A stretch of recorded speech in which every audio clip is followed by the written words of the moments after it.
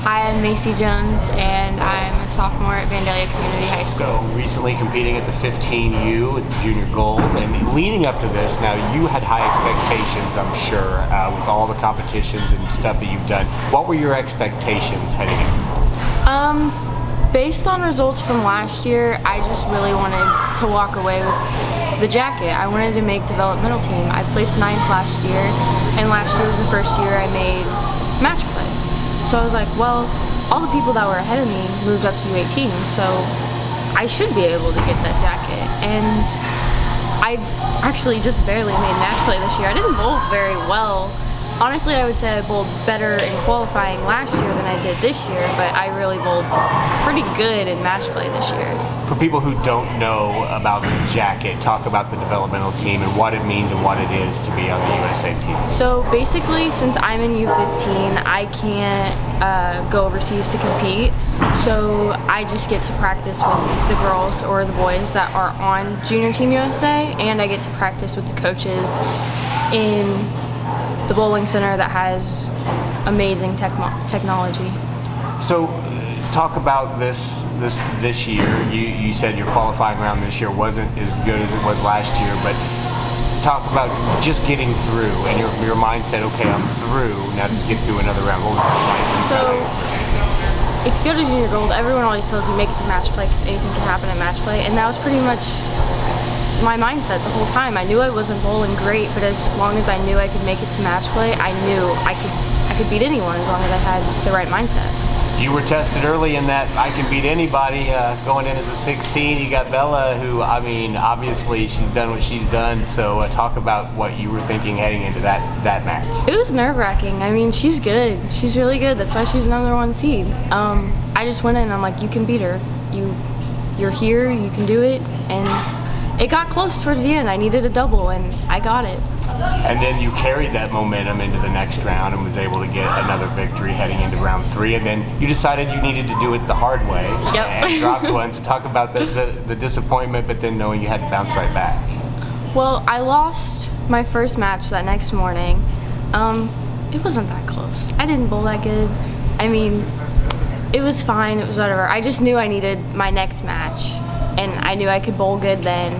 It's just that first match was pretty rocky, so. But then you were able to get some momentum back and then got to get to the TV fight, and that Yes. had to be just, I mean, for you, ecstatic, right? Yes.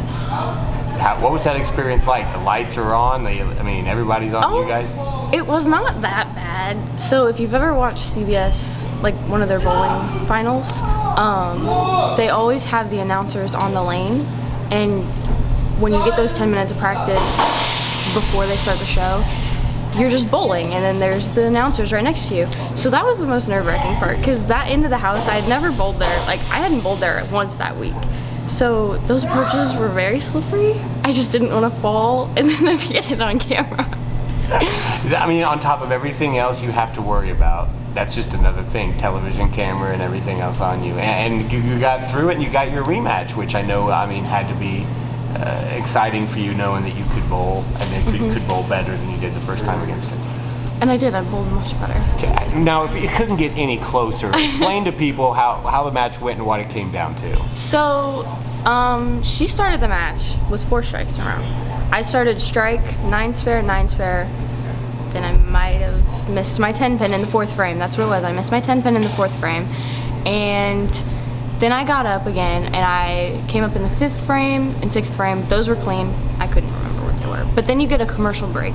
So during that commercial break, I was like, just make it close. Like, even if you don't win, make it close. And I did. I went up into the 10th frame, and I needed all 3 strikes for her to 9 spare strike to tie. And that's what she did. And then it led to the 1 ball roll off. So you end, it's tied, so then you have to go down to just 1 ball. Before your approach, what are you thinking? Actually, at one point throughout the match, I kept 10 pinning a lot. So I was like, well, you can strike. You know you can strike. So I just had that momentum going into that 1 ball. I was like, you can strike. Just throw a good shot. And to me, the shot looked online. If anything, I might have thrown it a little slow, and that's why it went high to split. But it was a good match. You got your jacket, and I mean, that was your goal going in and finishing 2nd in the country. I mean, amazing. So what's going on now? What are your expectations? What do you have going on? Like what's planned right now? Well, for right now, obviously I want to look forward to next junior goal. I want to make match play again.